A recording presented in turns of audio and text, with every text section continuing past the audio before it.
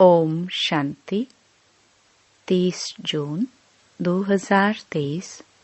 बाबा के महावाक्य। मीठे बच्चे, इस पुरानी दुनिया, पुराने मांडवे से अब दिल हटा लो। तुम्हें बाप के पास वापस जाना है, इसलिए घर को याद करो। प्रश्न। अपनी अवस्था अच्छी बनाने के लिए किस बात का बहुत बहुत ध्यान रखना चाहिए? उत्तर, भोजन का। सेंसिबल बच्चे अपने हाथ से योग में रहकर भोजन बनाएंगे और खाएंगे। अगर कोई बाबा को याद कर प्रेम से बैठ भोजन बनाए और खाए तो अवस्था बहुत अच्छी हो सकती है। बाबा की याद में भोजन बनाएंगे तो बाबा भी वासना लेंगे।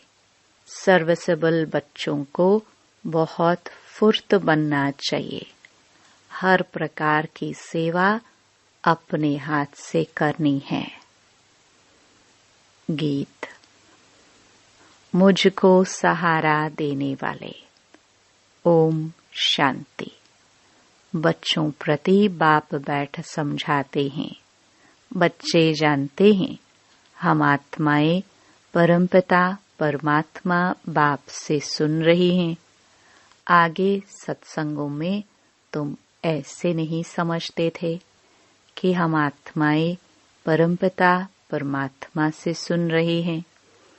यहाँ बच्चे बाप के और बाप बच्चों के सम्मुख हैं। बाप निराकार है और आत्मा भी निराकार है ना। कितने ढेर के ढेर बच्चे हैं, यह बाप बिगर और कोई कह ना सके। जो बाप के सम्मुख ब्राह्मण ब्राह्मणियां हैं, उनको ही बाप बैठ समझाते हैं। तुम जानते हो इस समय सब पापात्माएं हैं। यह कोई पुण्य आत्माओं की दुनिया नहीं है। पुण्य आत्माओं की दुनिया सतयुग को कहा जाता है। अभी तुम बच्चों को बेहद का बाप राजयोग सिखला रहे हैं। अब बाप कहते हैं इस पुरानी दुनिया में देह सहित जो कुछ है उनको भूलना है। उनसे वैराग्य आना चाहिए। यह है बेहद का वैराग्य। तुमको कोई जंगल में नहीं जाना है। रहना गृहस्थ व्यवहार में ही है। परंतु इस पुरानी दुनिया से दिल नहीं लगानी है। यह कलयुग का मांडवा है। इस मांडवे में जब सतयुग था तो देवी देवताओं का राज्य था। उन्हों का पाठ बजता था। अब यह मांडवा पुराना हो गया है। पुण्य आत्माओं की दुनिया सतयुग को कहा जाता है। अभी तुम इन आंखों से जो कुछ देखते हो वह पुरानी चीज ही है। यह 84 जन्म पूरे करने हैं तो इस पुरानी दुनिया से दिल नहीं लगानी है। दिल लगानी है नई दुनिया से। अब तो यह पुराना शरीर छोड़कर हमको वापस जाना है। खुशी रहनी चाहिए। बाबा हमको फिर से वापस ले जाने आए हैं।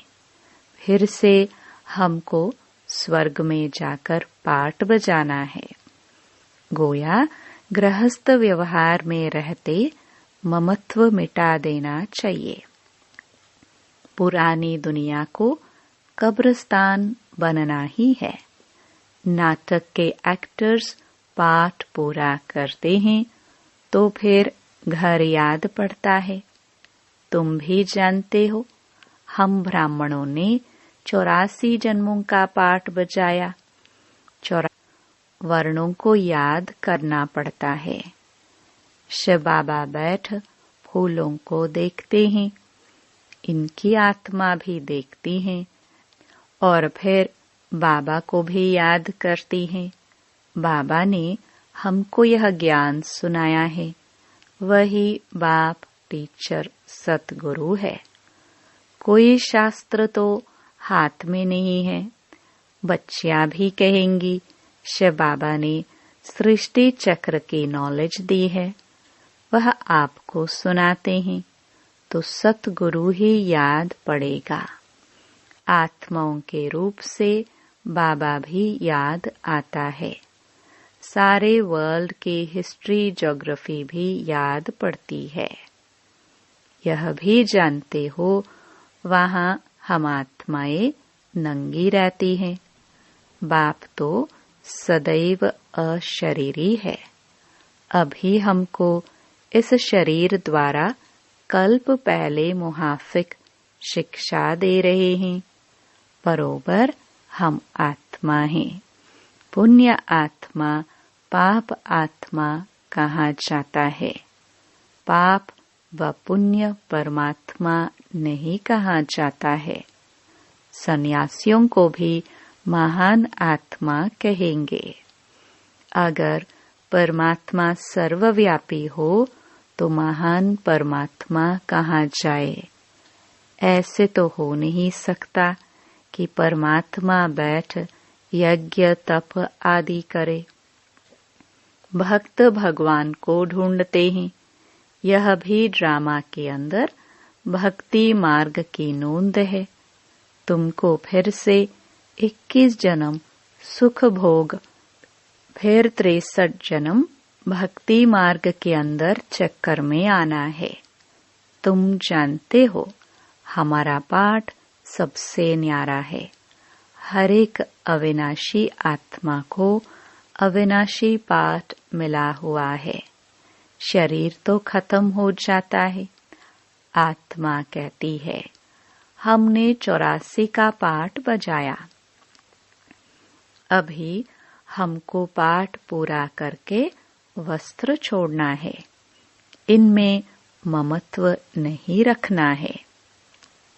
आत्मा ही सब कुछ करती है। आत्मा पढ़ती है, कहती है हमने इतना पढ़ा है इन ऑर्गन्स द्वारा। आत्मा इनसे निकल जाती है तो शरीर को मुर्दा कहा जाता है। आत्मा कहती है मैं अमर हूँ। तुम्हारी बुद्धि में अभी रहता है। बरोबर इस बेहद के ड्रामा में हमारा 84 जन्म का पाठ है। अनेक एक्टर्स भिन्न भिन्न धर्म के हैं। भारत की बड़ी भारी महिमा है। क्रिश्चियन लोगों को भी भारत के लिए रिगार्ड है। समझते हैं भारत ही प्राचीन है। उस समय क्रिश्चियन नहीं थे, परंतु वह सिर्फ कहने मात्र कह देते हैं कि भारत प्राचीन था। जानते नहीं हैं वहां तो देवी देवताओं का राज्य था, जिनको भगवती भगवान कहते हैं।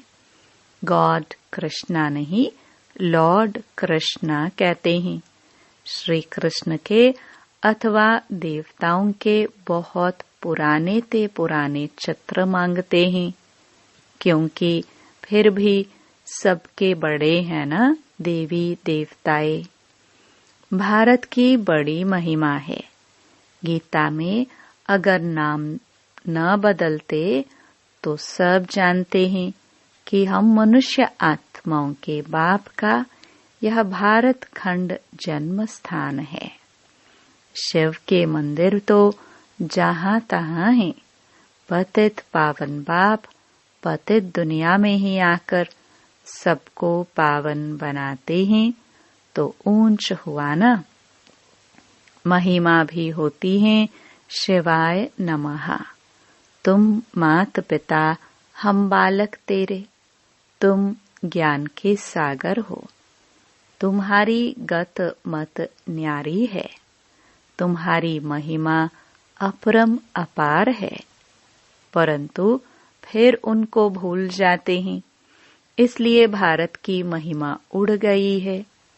अब बच्चे बाहर विलायत में जाएंगे तो उन्हों को समझाना है, सब आत्माओं का बाप वह निराकार है। तुम गॉड फादर को पुकारते हो, परंतु वह कब आते हैं यह पता नहीं है। वह यूरोप वासी यादव भी जानते हैं। हमने यह जो मुसल बनवाए हैं, इनसे जरूर हम अपने कुल का विनाश करेंगे। महाभारत लड़ाई मशहूर है, सामने मौत खड़ा है। भारत प्राचीन है तो उसके मददगार भी बहुत बनते हैं। समझते हैं भारत बहुत धनवान था। इतना तो खजाना था जो बाद में मुसलमानों ने हीरे मणियां आदि लेकर कब्रों में लगाई हैं। बच्चे जानते हैं बरोबर भारत में देवी देवताओं का राज्य था। अभी हम फिर से वह राज्य ले रहे हैं। सिवाय योग बल के कोई विश्व का मालिक बन ना सके। क्रिश्चियन लोग हैं एक ही धर्म के, फिर भी आपस में लड़कर अपने कुल का विनाश कर देते हैं। यादव कुल वाले मुसलों द्वारा आपस में लड़ते हैं।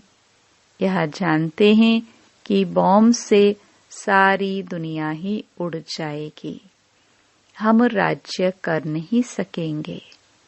तुम जानते हो, 2 बंदर लड़ेंगे, मक्खन बीच में हमको मिल जाएगा। तुम पुरुषार्थ कर रहे हो। अब तुम बच्चों को इस पुरानी दुनिया से वैराग्य आना चाहिए, क्योंकि जानते हैं यह सब खत्म होने वाले हैं।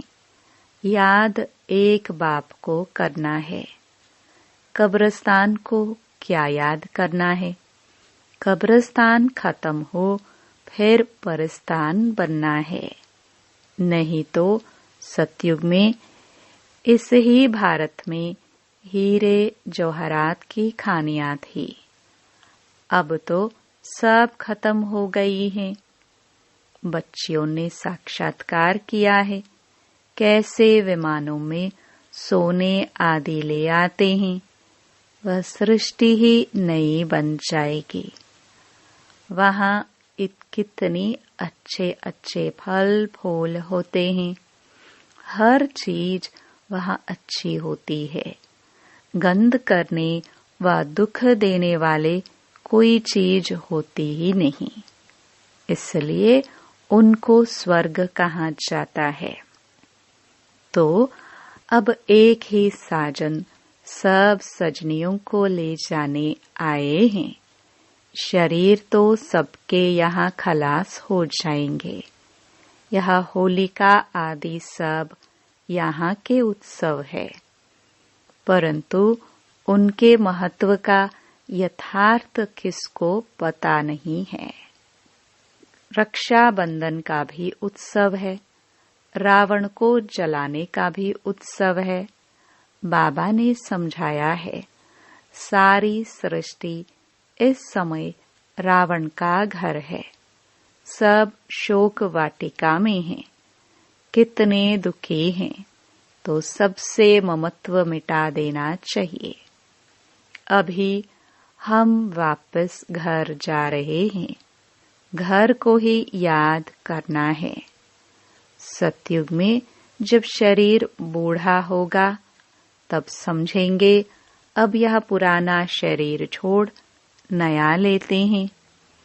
अभी तुम समझते हो हमको वापस जाना है, इसलिए देह अभिमान छोड़ना है। दुनिया इन बातों को नहीं जानती है। कह देते आत्मा सो परमात्मा, परमात्मा सो आत्मा। बाप समझाते हैं यह झूठ है। अगर भक्त ही भगवान है तो फिर भगवान को क्यों याद करते हो? पतित पावन तो एक निराकार बाप गाया हुआ है। कहते हैं मुझे पतित दुनिया में ही आना पड़ता है, फिर इनको और तुम सब बच्चों को पावन बनाता हूँ। सारी दुनिया को पावन बनाकर वापस ले जाता हूँ। वहाँ परम धाम में सब आत्माएं पवित्र ही रहती हैं। फिर यहाँ सतो रजो तमो में पास कर अंत में पतित बन पड़ी हैं। यह है सबका अंतिम जन्म। लक्ष्मी नारायण भी अब अंतिम जन्म में हैं। पतित पावन एक ही बाप है। इस सृष्टि चक्र को समझना बहुत सहज है। माताएं भी इस गोले पर अच्छी रीति समझा सकती हैं। इसमें सिर्फ बुद्धि की समझ चाहिए। छत्र पर समझाना बहुत सहज है। बाप बिगर यह नॉलेज कोई समझा नहीं सकते, और कोई के पास यह चित्र है नहीं। इन चित्रों का बहुत बहुत मान होगा। बाप कहते हैं जो पढ़े लिखे हैं उन्हों को यह झाड़ त्रिमूर्ति का चित्र भेजो, विलायत में भी भेज दो। इनसे फर्स्ट क्लास सर्विस हो सकती है। रूबरू जाकर समझा सकते हो। यह भी नॉलेज है ना? कॉलेजों में यह होनी चाहिए। तो उन्हों को बेहद के हिस्ट्री ज्योग्राफी की नॉलेज मिले। जो ब्राह्मण कुल के होंगे उन्हों को तीर लग जाएगा। भिन्न भिन्न प्रकार के डायरेक्शन बाबा देते रहते हैं। बच्चों को कभी जोश आता है, फिर ठंडे सोडा वाटर हो जाते हैं। बड़ी बड़ी यूनिवर्सिटीज में यह चित्र दो।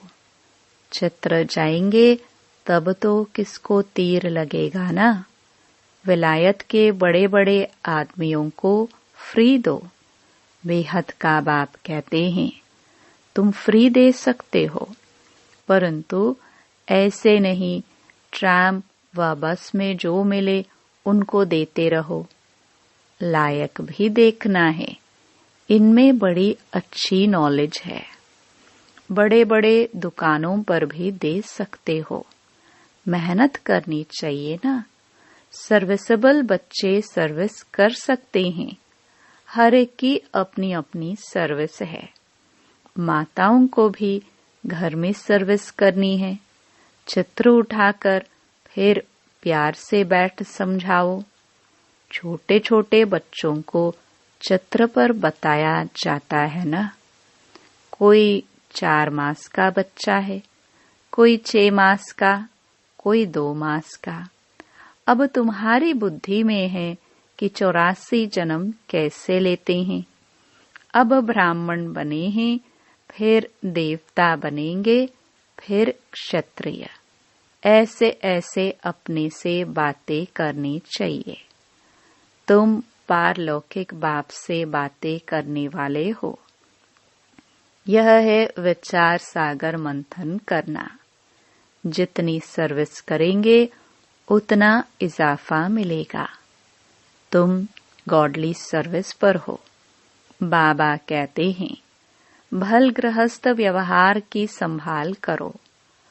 8 घंटा इस सर्विस में लगाओ। तुमको बेहद का खजाना मिलता है। सारा दिन बुद्धि में यह स्वदर्शन चक्र फिरना चाहिए। 84 का चक्र याद आना चाहिए। यह भूल क्यों जाते हो? जितना सिमरन करेंगे उतना बाप के गले का हार बनेंगे, फिर विष्णु के गले का हार बनेंगे।